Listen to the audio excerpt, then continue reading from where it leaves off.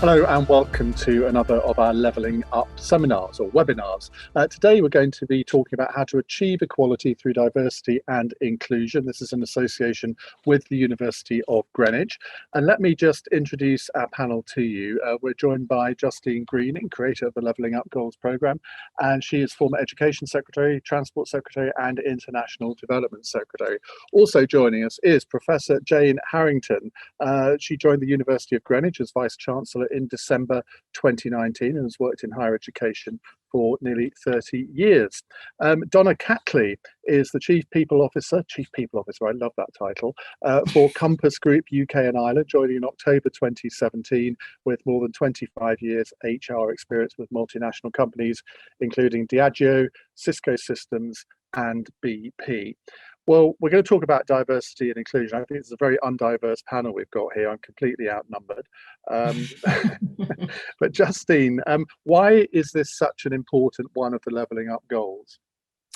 Because if we haven't achieved equality of opportunity for everyone, then we haven't achieved it. And we often talk about how there are some places and communities in our country where we need to extend more opportunity. But actually, there's another cut of this problem, which is that there are certain groups in our society who, for various reasons, are more locked out of opportunity than others. And of course, it slightly explains why levelling up isn't just about the North, because we're sat in a city, London, that's very diverse.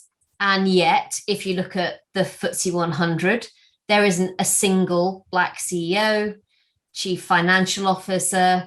And so actually you can see that this diverse city, and Jane's University is a classic example, University of Greenwich, literally people growing up across from the city, they can see Canary Wharf, perhaps even from their bedrooms when they're going in to do their studies. And yet it feels like it's a different world. So actually, the final goal that we developed, which was goal for 14, which is really reaping the rewards of diversity, was about saying there's this piece of the jigsaw puzzle that we absolutely have to fix. And actually, it's probably quite a good time to be doing this seminar, because we really recently, literally today as we record this, just had some research out that shows that many of our ethnic minorities, for example, are coming out of our education system and they're doing pretty well. And in fact, in many respects, they're doing better than white working class children in the education system. But their challenge is they're not able to connect up with the opportunities that are out there, perhaps as readily as other people can.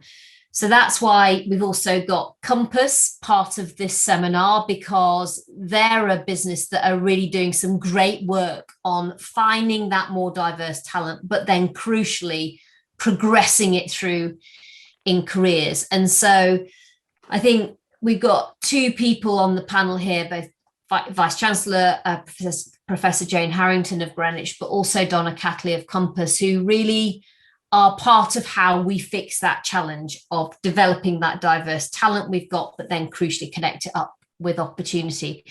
And I think there's maybe one final point that I wanted to make, which sort of also goes to explaining why we have this challenge. I think in some cases, perhaps on ethnic minority, lack of progression, actually, it's clear you can look at a board and see how non-diverse perhaps some of our boards are.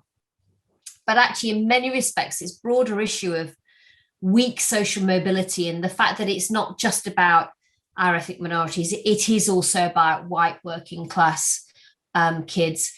It feels at times very hidden. So actually, you can't always see the backgrounds that different people have.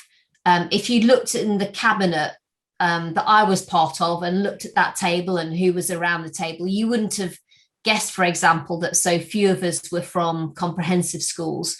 And so the final point I really want to make is one of the challenges around social mobility that this final goal highlights is measurement, and the fact that for some businesses, measurement is not so straightforward when it comes to looking at the very varied backgrounds of different people. Measurement isn't always straightforward when it comes to looking at, if you like, the ethnic diversity of staff. And actually, probably in the end, making progress on this whole area is about learning how to measure it better in order to make sure that what gets measured then gets done. So it should be a really interesting discussion. But I think both of these organisations today can really talk from very direct experience about what they are doing to shift the dial. So it'd be interesting to hear what they've got to say. Just define what you mean by diversity, because it can cover a multitude of different groups of people, can't it? And you made the point there that sometimes diversity is pretty obvious because of racial background. But are we talking sexuality here? Are we talking disability? Are there other things that we need to include in this discussion? Absolutely. And there are a range of different aspects of people that may end up inadvertently being barriers. You know, for example, there's also disability in relation to what people would currently call learning disabilities. But in practice, I think going forward, we'll probably end up renaming them, because many businesses want to have what they call neurodiversity in. In other words, they're quite interested in the fact that people, for example, with autism may think about problems in very different ways. They want to get that diversity of thought into their organization. So it is about recognizing that no one's perfect, but a team can be. But that team needs to have very different people who bring very different perspectives into the organization. And when you do that, actually, that's when you really get progress. And we're doing a piece of work with the City of London law firms right at the moment. And they've all got very different reasons for being part of that project. But perhaps increasingly, it's that their clients want to have a diverse group of people turn up to give them advice. And one of the firms said to me that they had a client where they'd sent a team and the client had rung up to complain because they said, you sent me 4 of the same people. And actually what we're paying for are 4 different views on our problems, not the same perspective 4 times. And I think for that particular law firm, very big law firm, they said it was the moment when they realized actually they needed to be much more diverse for themselves, but also they had to do it because that's what their clients wanted too. So this is the right thing to do, but I guess for a lot of companies, they're understanding it's the smart thing to do as well. I guess in some ways, if you have a diverse group of people, you avoid groupthink, which is so easy to get into. And I think you mentioned the City of London earlier. And you look at, well, certainly until the last few years, you look at the makeup of many City of London boards, all white, middle-aged males, having gone to similar type schools with a similar background. Now, they have done a lot better in terms of recruiting women to boards, but as you say, maybe not ethnic minorities. And also, you look at what GCHQ are doing now in their recruitment policies. Again, an organisation where you probably think, well, I mean, traditionally you think they recruit spies from Cambridge, don't you? Or maybe the Russians recruit spies from Cambridge. But what they're doing now is they're deliberately targeting people with autism because they know that they have skills which the rest of us maybe don't have, and they can sort of use them in their data analysis and whatever. Jane, let's come to you. Pick up 1 or 2 of the points that, if you'd like to, that Justine has been talking about. And in terms of your organisation and promoting diversity and inclusion, how does that work? Yeah, I mean, it's worth just starting and saying a bit about Greenwich, actually. So University of Greenwich because, you bear in mind 50% of our students have a significant commute to and from the campus. So they commute for more than 45 minutes a day, and they remain living within their homes and their communities. 56% are first in family to go to university. 57% are Black, Asian or minority ethnic. And 57% of them come from 40% of the most deprived parts of the country. So that starts to give you a picture of what you're talking about around diversity. We also have a very large percentage of students with disabilities. We have nearly 25% of our students are mature students. So this idea that they're all 18-year-olds isn't true either. So for me, that point you made about diversity it's about diversity in its broadest sense. So I have huge numbers of students obviously coming onto the London campuses, but I've also got a campus in Kent where we have a lot of rural students as well. So you get this real mixture. And for me, it's about actually us equipping those students. First of all, getting those students to come to university, because for many of them, they don't have that social network. They don't have that family background that actually encourages it, well, actually has that knowledge of what university is about. And I speak as someone who was first in generation myself to university. I didn't have that. I tell you, when I got my degree, my grandmother sent me a card saying, "Congratulations on your O levels, and isn't it about time you stopped being at school?" So it was that sort of level of lack of understanding. And I think, and it's actually how you build those social networks. So for me, it's not about their ability, because they can do that, they can do the academic side. It's about what do we do to actually enable those students to have resilience, to have confidence, to develop social networks that they don't get from their families and friends. If I look at my son, he does get that, whereas they don't. And so for me, it's about working with organisations. We have a very large mentoring scheme, as an example, and those people who mentor our students are really there to help them to get their first job. So they're there to give them those essential skills and that real encouragement, I think, more than anything else. And also actually some practical advice. What do you need to say in an interview? How do you write a CV? How do you present yourself? What things should you avoid? So for me, it's about, when we're talking about sort of equality, it's about that broadest sense, but it's about how do we actually ensure that we get the best talent into organisations, which has to be better than what you were describing of as groupthink. I've got some examples, if that would be useful. Yeah, go on. Yeah, I've got two students that I think are ex-students, alumni. I just think they're wonderful examples of what we're talking about. So if I give you one of them is a student who graduated in 2008 with a law degree, named Shabina Begum.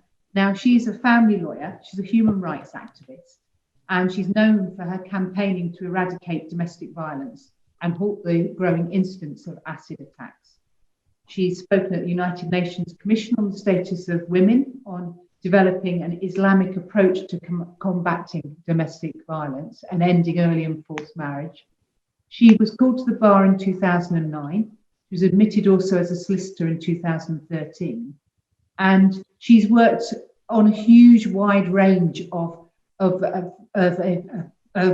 advocacies around domestic violence, and she's handled some very high-risk cases. Now, in 2012, the Winston Church Memorial Trust awarded her a travel fellowship to conduct legal research on acid violence in Sri Lanka, Cambodia, and India. And she was included in the top 100 most influential British Bangladeshis in the UK as a consequence of that. And she was in July 2020 recognised by Management Today as one of their 35 women under 35 as Britain's brightest young business leaders. And I use her as an example because she is a student who came to Greenwich, who lacked that confidence and is now actually achieving the most amazing things that she couldn't have achieved without gaining that. And I think that's an example. I think it's a great example, and I think you mentioned the list there of the sort of top 100, whatever. And I think that these lists actually are really important in showing people that they can aspire to the top, at whatever group you're in.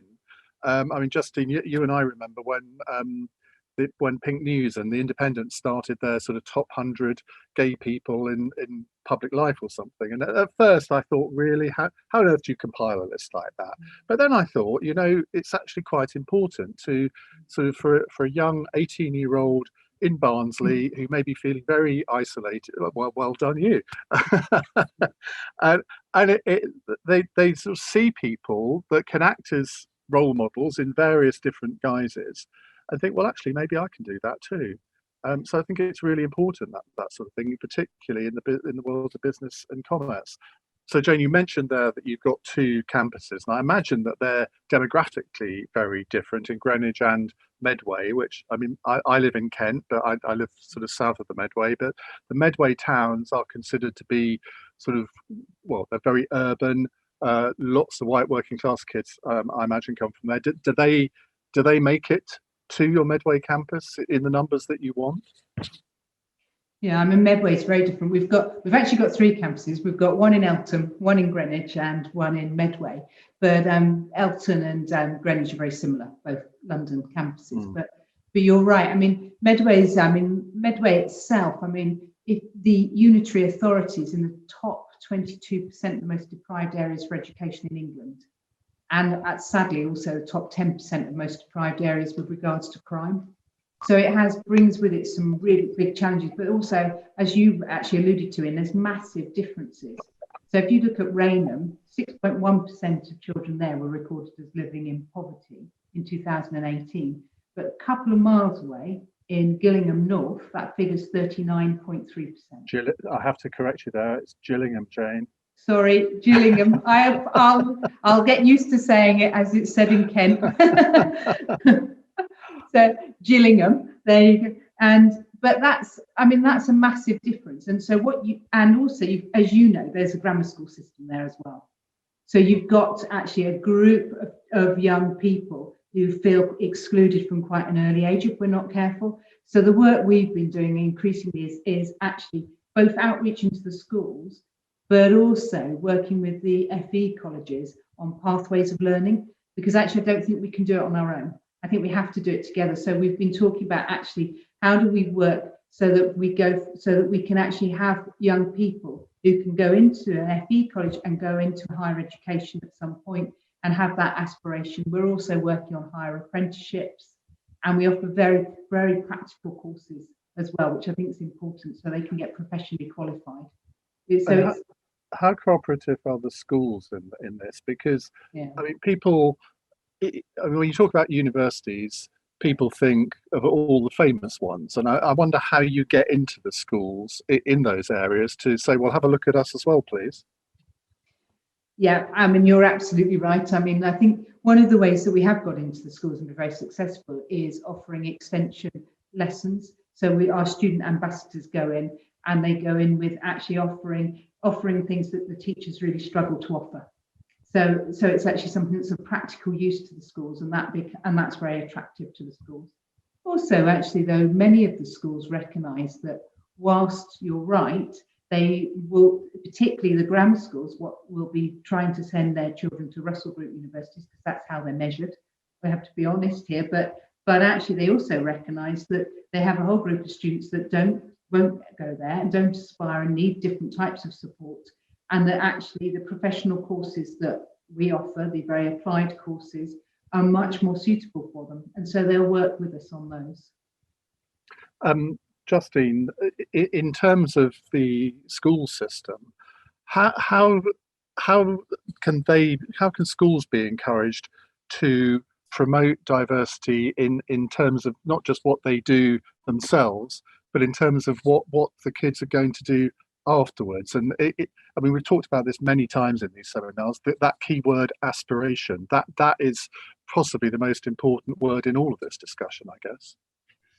Yeah, it's hard to aim for an opportunity that you don't know exists, or that you know exists, but you think is absolutely nothing to do with your kind of family. And so it's one of the reasons why linking in the businesses has been so important to all of this work on levelling up, because they fundamentally, the employers, are the people who have most of those opportunities that those young people might want to aim for. And often they won't really have much of a sense of what that outside world looks like. And you know, when I was growing up in Rotherham, it was only sort of afterwards that I realised, I mean, just how much my life was rooted in that place. You know, we didn't really go very far. I had a really happy childhood, I should say all that. I loved the parks that I played in. I loved the library, had fab family, great friends, loved going to school. But actually, I probably didn't get much of a sense of the rest of the world. And so if you'd asked me what I thought the economy was about, I would have said steel industry, because that was the business we had on our doorstep. I had no idea about what banking was. I thought banking was to do with NatWest in Rotherham and the branch. Had no idea there was any of the rest of it. Didn't know what law was about. Never wanted to work in retail because I did my Saturday job at Morrison's and didn't like serving in the restaurant, as it was called, which was basically a cafeteria. I had no idea about all the brands and everything else, if you like, that those sorts of sectors have as part of them, and you know, working in finance and everything. So businesses are crucial, and that's why hooking them up with the education system and with schools is really, really important in terms of how you raise aspiration in order to be able to then have young people really aiming for opportunities rather than just thinking, I do education because I'm told it's a good thing, but I'm not really sure why. So Donna, let's turn to you and talk a little bit about Compass. Just give us a bit of an introduction to the organisation, what you do, and maybe reflect a little bit about your own ideas about diversity and inclusion and how they're encompassed within Compass. Yeah, thank you very much, Ian. So first of all, a brief introduction to Compass Group. We're a FTSE listed 30 company. In the UK, we employ around 50,000 people. So we're a really large organisation, global business. We employ actually over 500,000 people across the world. And I often joke that we're one of the biggest companies in the world that nobody's heard of. We're a British listed company. So something to be very, very, very proud of. We're a food service business. And wherever in your life you think about food, that can be in hospitals, in schools, in the workplace, in fine dining. I was at Wimbledon yesterday, Twickenham rugby, football, Glyndebourne, the theatre. The likelihood is that it's a Compass colleague that is hopefully giving you fantastic food and fantastic service. So we're really at the heart of food. And we see ourselves as an organisation that has a really, really unique opportunity. And the unique opportunity that we see is to really put social equality at the heart of our agenda, our people agenda. Why do we think that? We believe that because we're really big, and when you're big, you have lots of job opportunities. We reach into all corners of the United Kingdom, so we're not concentrated only on the more affluent pockets. And finally, and very, very importantly, we're barrierless to entry. You don't have to have gone to a red brick university. You don't have to have a PhD to work for us. We offer the very precious first rung on the career ladder for people, and we'll train the skill. And so we're the type of business that people can join if they haven't had the best start in life. And with our support, they can grow through the organisation. And that means that, you know, we've got a really exciting opportunity to affect change, not only for the colleagues that work for us, but the communities within which we serve. And we think the country as a whole. And we believe that ourselves, other businesses in hospitality and retail, actually together we can be a very positive force for change when we think about partnerships and helping to change people's lives. Grand words. What does it mean in action? What does it mean in reality? We're a very action-oriented organisation, and we've put in place some really critical pillars to help our frontline colleagues grow with us. I talked a little bit about the precious first rung on the ladder. The apprentice programme is a cornerstone of how we develop people in our organisation, and we've got some amazing examples of people not just in their kind of late teens, but actually much older, who've really discovered that they have a passion for service or culinary, and we help them to grow through that through our apprentice programme. Throughout COVID, whilst other organisations were reducing their investment in apprentices, we decided we wanted to really accelerate that, and so that's something we feel very proud of. We've just over the course of the last few weeks, and I heard Justine talking about some of the real stories of people in our front line. We've just gone through a really big programme to launch what we call our career paths. Put very, very simply, if you get into this organisation, the critical question is, how do you get on? And how do you do that in a way which is transparent and meritocratic, so that regardless of your background, you've got an equal opportunity? And we've launched career paths that help our frontline colleagues, the 40,000 people at the frontline, understand how do you grow your career with us. We've aligned all of our learning and development behind that and put support in for them. We've also we do a huge amount around what we call Nobody Left Behind. These are outreach programs where we very specifically target people that have grown up in the care system. We have programs to support them with skills and confidence, and then offer jobs at the end of them. Very similar for people that have worked in the military and have left the military and are looking for a new career. and very importantly, programs for people that have lived without the role models around employment. And so people that maybe have experienced systemic unemployment and need some additional help. And then finally, all ambitions need to be big and bold. We have some really high ambitions around what we're calling our Compass Academy, which put very simply is a physical learning and outreach hub that will be located in the West Midlands, beyond being the hub of learning for the tens of thousands of colleagues that work for us. It also will be the physical manifestation of our outreach. It's geographically located so that it can target areas of particular social challenge in the Midlands, and we'll have outreach programs that go into schools and academies to help people and equip people and offer support, and ultimately we hope jobs, either with us or within other companies as well. And at the heart of this, I suppose, if we think back to the last 18 months that we've all lived through at Compass Group, we have employees that have often been the forgotten employees. They're the people that actually look after us and support us and feed us in all realms of our lives. And they're often the people that have been forgotten. And for us, they're the people that we really value and celebrate, and we want to encourage and support. We think that there's no dead end job. It's employers that haven't really understood how you support and unleash the brilliance of the people in their business. And that's why we've put social equality and social mobility at the heart of our agenda. You mentioned about new entrants and that you sort of go out looking for people. How do you do that and make sure that you find a really diverse group of people and not just from one gene pool? Yeah, I mean, it's a really great question. I mean, it starts with where you're targeting your hiring.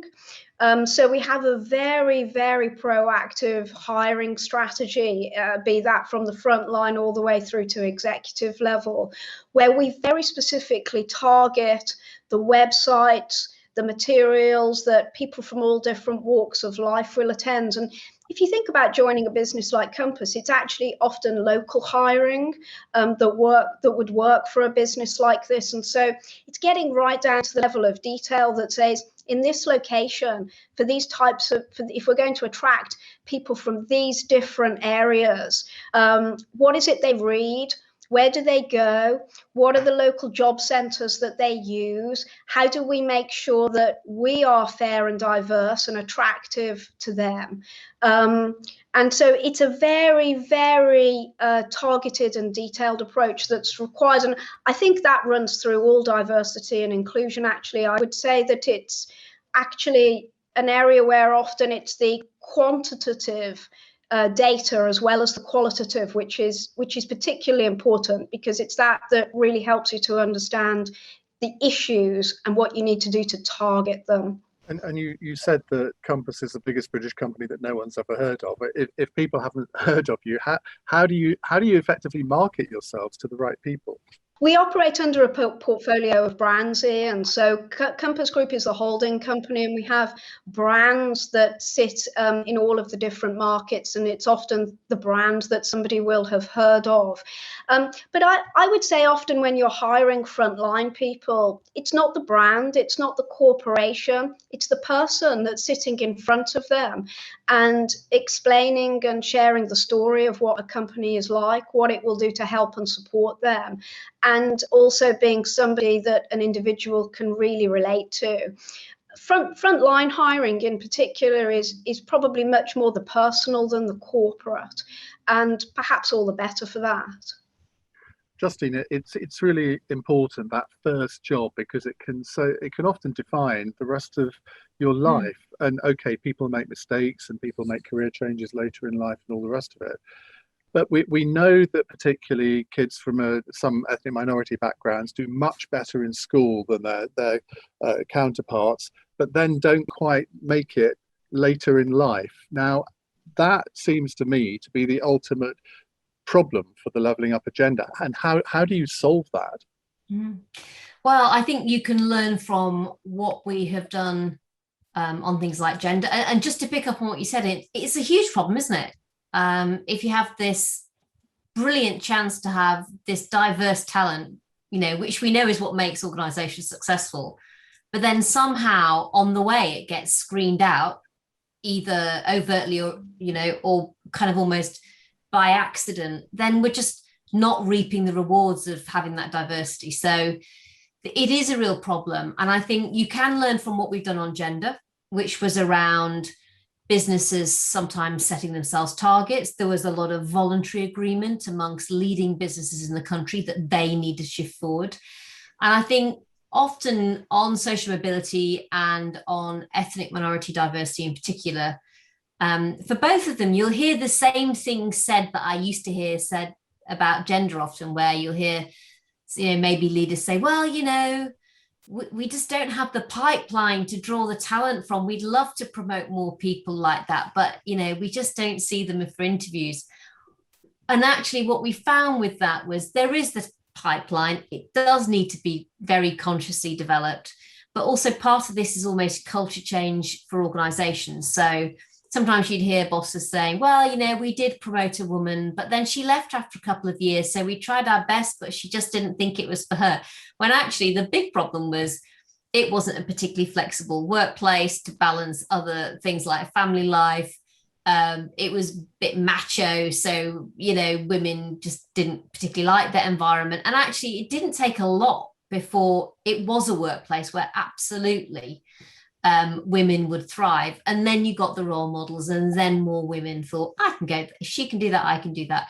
And so we're going down these same paths, I think, both with ethnic minority diversity, but also wider than that, broader kind of social mobility diversity. And we do know how to do this. And so we can actually make quite significant progress. But I think you can also learn from what organizations like Compass are doing, which is recognizing that there's a career capital piece of this, which is you can build a ladder, but you also need to encourage and support people as they climb up it. So it's not enough just to say, well, they could have applied for promotion, but they didn't bother. You actively have to make sure that you have a plan in place like Compass does to sort of see that actually happen.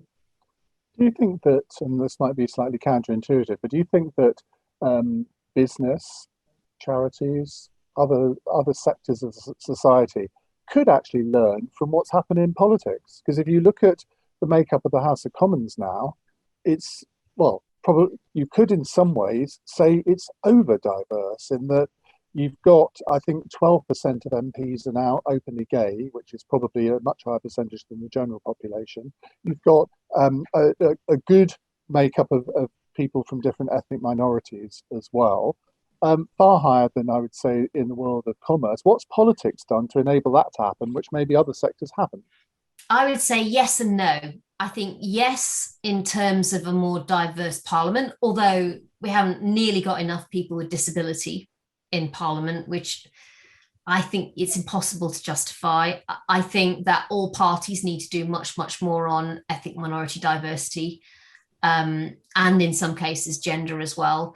I think the big challenge for parliament and politics is actually when you look at who's taking the decisions and progression, that's a problem where you don't see that diversity making it through to being sat around the cabinet table enough. And so I think that's where Parliament also needs to focus. And also my sneaking suspicion that we will flatline on a third of MPs being women unless we really have a push to genuinely get more towards a 50-50 Parliament. So it's a journey, and you can learn from what's happened in Parliament, but Parliament's still on that journey too. So you should have stayed. You would have increased the diversity. I was ticking a lot of boxes. In at least two categories. Jane, looking at it from your perspective, where do you think that maybe the educational sector can learn some lessons from in other areas of society? Yeah, I mean, I actually think we can learn a lot of lessons from other organisations. I mean, just listening to Donna talking about Compass, of course, I actually support everything you're saying there, Donna, and I think actually there's work that we are doing and we could do more, which is about how do we, when we get young people in, how do we actually prepare them for the first step of that ladder? I mean, I'm proud that in the last year, we were around the top modern university in London for employability, but that has to continue and improve, and there's still differences between different groups of students. But for me, it's about not doing things in isolation. And so I talk about, in my vision, about education without boundaries, about young people achieving their ambition because of, not despite their backgrounds, and about being able to get to a point where we can celebrate those backgrounds. And I think that's really important.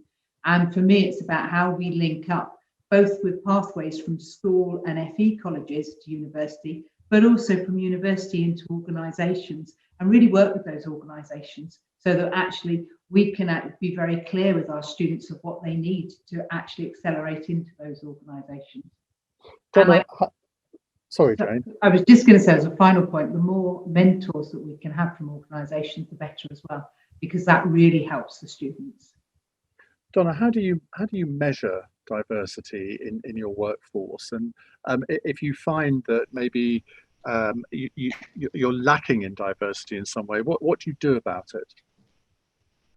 Yeah, I think that's a really great question, Ian, because I mean, one of my observations, if I be quite provocative about the D&I agenda that I often see, is that it's highly qualitative and it isn't sufficiently quantitative.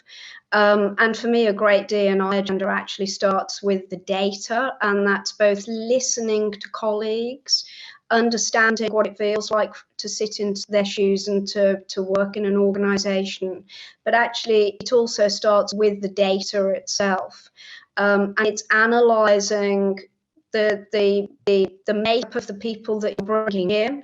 It's analysing where and how different types of employees progress. It's understanding, for example, as we did at Compass under the organisation I worked at previously, BP, that you'll often find in an organisational grade structure that there becomes a cliff, and that cliff becomes the point where, in particular, well, certainly for women, I've seen it in several ways, their progression starts to falter at a certain age and grade level, and then it's starting to understand very, very specifically, why is that happening? What would we need to do differently to help encourage people beyond that grade cliff, to give them the support that's really required? So I think the analysing the issue really deeply is actually incredibly important, because otherwise you can't target the interventions at exactly the right spot that you really, really need. And if I give you an example of what we did in Compass, we analysed the progression of women in our business. We discovered that we had a what I call a cliff at a certain grade point. We ran focus groups with actually all different employees to understand, what does it feel like when you're before that grade point, at it, beyond it. We then developed, in partnership actually with some other organisations, MomsNet, programs to help to support women to get through that grade point. We put mentoring in place targeted at that grade point. And you roll the clock forward 3 years, and our representation has increased to 49% at the management levels beyond that. So it's that level of kind of quantitative analysis that I think is quite important to be sufficiently targeted and make a difference. And then when we think about social mobility and social equality, which is really the heart of our agenda, later this year we'll be conducting an employee survey across the tens of thousands of colleagues that work for us.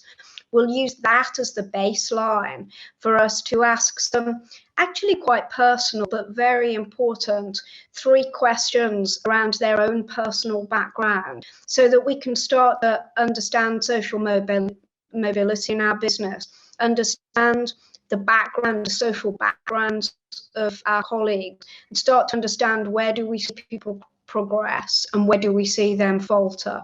So for me, data and analysis is actually incredibly important in this agenda. I often feel that organisations miss it, but if you don't have that, you'll probably won't be targeted enough at the problems, the solutions, and actually measure whether you're making progress or not. One thing that Jane and Donna, you both have talked about is the importance of mentorship. And I wonder what more can be done to encourage big organisations, to encourage their senior executives to go and speak in schools. And I mean, it's really brought home to me about 18 months ago. I went to speak at a high school in Ilford. 85% of the kids there from an ethnic minority background. And I spoke to about, I don't know, 150 of them from 11 to 18. And I've never experienced such an engaged group of school kids. I remember the first one that put his hand up, because I talked about being in the radio and in politics, and I think I talked about going on Good Morning Britain. And this 11-year-old kid put his hand up. He says, "How much do you earn?" And I thought, well, cut to the chase, matey. And they were just so brilliant. And I got a wonderful email from the head teacher after that, and she said, "You won't believe this, but that will be the most important half an hour those kids spend this year, because the way that you talked about what you do, that I had," she said, "I think it was 10 or a dozen of them come up to a teacher afterward and said, right, I want to do what he does." And you think, well, that's just, if you multiply that thousands of times all over the country, where you can sort of just talk to kids about what you do. And okay, not all of them are going to want to do what you do, but it just speaks to this word aspiration again, Justine, doesn't it? And I'm sure must have had that experience yourself. Yeah, totally. And if then, as Jane's saying, there's a really clear pathway about, okay, so that's what you're interested in. Here's what it means in terms of your next steps at school or which A levels you might pick, then it starts to really get some traction. And I remember within Putney schools, I organised for some of our local business people. I also got Laura Koonsberg to come and talk to, ARC Putney Academy. And the first question she was asked was, how much do you earn? And actually, fundamentally, I think it's because in a way, kids recognize that the thing about working is you get paid and it's money in your pocket. And so they are interested in that. And actually, it can make them look at careers that they may have otherwise had no interest in. And I remember I thought about being an engineer because I knew engineers got paid a shed load of cash, and I wanted to earn a lot of money in whatever career I did. And so the thing is, they have those discussions. Then you went into politics. I know, where did it go wrong? So these conversations do matter, and the maybe final bit is it's like firing a light in someone, isn't it? Switching a light on, and you never know what that trigger is going to be that really gets somebody interested in an opportunity that they had no idea was there. But actually, what's interesting, and I think what's so powerful, is once they have a sense of what they're aiming for, the motivation that then puts into people means they will just do so much more for themselves, without the teachers necessarily having to constantly chivvy them, because they've already worked out what they want to try and accomplish. And that's half the battle, I think, is just raising aspirations, but then having the pathway beyond them to sort of say, okay, now I know what to do as well as where I want to go. And Jane, this applies, I think, also in the further and higher education sector, where again, people need to be encouraged to dream a bit, to aspire to the top. I always remember when I left university in 1985, one of my friends, she was a female, got a first-class degree in languages, the course I was doing. And I said, well, what are you going to do? And she said, I'm going to be a secretary. Now, there's nothing wrong with being a secretary, but I was thinking, you have got a first-class degree. Why don't you want to be the person that actually employs a secretary? But there was just nothing of that nature there. And I suppose in those days, maybe it was just more normal for women not to really sort of think about going into all of the same jobs as men. Is there still that barrier today with some people, do you think?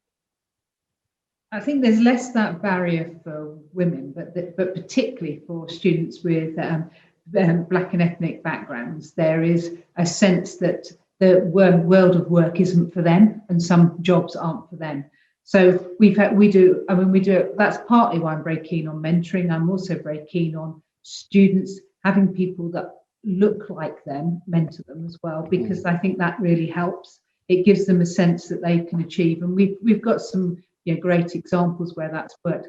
Also, we've got some fantastic examples of where I can think of a member of staff, Kim, who came on a school trip that you were talking about when she was 16 to Greenwich. And because of that, she then came on to Greenwich. She's now got a doctorate, and she runs a lot of our outreach programs into schools. So people also desperately want to give back once they see what's possible. And I think, so for me, it is what you're saying, but it's about giving people a sense that it is for them. It's in a way what Donna was talking about with pathways. And I do agree with what Donna said. It is really important that we use the data, because the data pins down where those real issues are that we can then change. It's really interesting you mentioned school trips, which I think just can be so life-defining for people. Had I not gone on a school trip to Germany when I was 14, I wouldn't have gone on to study it. I wouldn't have met the people that I met. I wouldn't be sitting here today, because there was sort of all sorts of doors that opened. And I feel so sorry for all the kids who, during COVID, haven't been able to go on them, because you never know how that their lives might have been affected by that. Let's wrap things up with some closing remarks on that. Maybe pick out 2 or 3 things that you think that could be done, not just by government authorities, but by companies, by different organisations, to enhance the diversity and inclusion agenda. Donna, let's start with you. I think we can't underestimate the importance of data. That's going to allow organisations, government, charities to target in a really, really meaningful way their interventions, so that we can be sure that progress genuinely is made. And for companies to ensure they're making a meaningful difference, not corporate window dressing. The second thing that I would just really echo is just some of what I heard others talk about. I mean, often in our organisation, you'll hear people at the front line say things like, I don't think that job is for me. I'm not the kind of person that would do that type of job. And it takes a huge amount. I mean, it's an incredibly sad thing, but it can often take quite a lot of support to give somebody the confidence that every single job opportunity is their opportunity, and that they are as good as the next person, if not better. And it's really only through the partnership of government, corporations, and charities that I think we're likely to make really meaningful change here. Jay. I agree with what Donna said, and I would say from the university's perspective, I think we should be offering mentoring into schools to support young people. But equally, the more that organisations can offer mentoring into the university to support the diversity of our students and to give them that confidence and sometimes those skills, the better. I do genuinely think that offering schools really meaningful interactions, such as extension classes and things that they can't do themselves, can be really powerful, particularly when you get student ambassadors offering that, because actually then young people see someone like themselves doing something amazing. And I do think summer schools can be absolutely, you're right, Ian, you said life-changing for you going to Germany. Actually, for some young people, it's life-changing just coming to a university for a week. Yeah. And experiencing it. And I think for me, if you're saying just 2 or 3 things, they would be my 2 or 3 real takeouts. Well, Justine, it's been a really interesting discussion. What do you take from this? I think maybe 2 to 3 things. One, diversity really matters in the sense that organisations that are more diverse succeed more than those that aren't. That's just a fact that you can back up with evidence. Some great work by McKinsey that shows that really clearly. The second thing is that it needs leadership, as we've heard from Donna and Jane. And that's what this is all about. Somebody at the top of an organisation needs to decide that they will succeed through diversity. And then the third thing is it needs a plan. And that plan has to be data driven. You can't just hope that things will get better. You need to understand where your organization is at on diversity or not being diverse. And then, as Donna says, really dig into the data to work out how you're going to be able to shift the dial. And it needs concerted action. But the prize for doing this is that not only do we have fantastic leaders like Jane Harrington at Greenwich, who will be pulling and developing that talent pipeline that's diverse, then actually the rest of the country can start to use it properly for the first time, because employer doors will really be open to that very diverse talent we've got. And actually at that stage, then we'll really become much stronger as a country overall, because talent will be flowing around our system and it will be getting into opportunities, and it will be taking better decisions and doing a better job. And when that happens, you create more opportunities. And so it becomes a virtuous circle where absolutely everyone gains. And that's what we need to realize. This isn't a zero-sum game doing equality of opportunity. It's actually how we grow more opportunities for all of us. And it's also not woke to talk about diversity and inclusion, which I think today's public debate sometimes gives the impression that it is. Because if you think about it just from a logical point of view, it's what we said earlier about groupthink. If you run an organization, or if you're part of an organization, you don't even have to run it. Look around the room. And if you're excluding 50% of the population, 50% of the nation's talent, i.e. women, if you're excluding 13% of the population, i.e. ethnic minorities, and we could go on and on and on using different examples here, why would you do that? Why would you want everybody to look the same, think the same? Diversity, surely, I think everyone ought to be able to agree, is a really good thing.